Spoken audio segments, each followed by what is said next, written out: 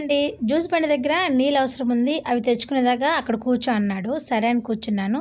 నీళ్ళని తెచ్చుకొని పోసేసుకున్న తర్వాత ఇంక ఇంటికి వెళ్ళా అన్నాడు. లో అరగంట కూర్చుంటే కానీ బస్సులు రాలేదు. ఇంటికి వెళ్ళేసరికి 3 అయ్యింది. ఇలా సాయంత్రం 7:30కు చూసేసరికి మన ఛానల్లో 2000 సబ్స్క్రైబర్స్ అయ్యారనమాట. ఈ హ్యాపీ న్యూస్ ఆయనతో నేను షేర్ చేసుకున్నాను.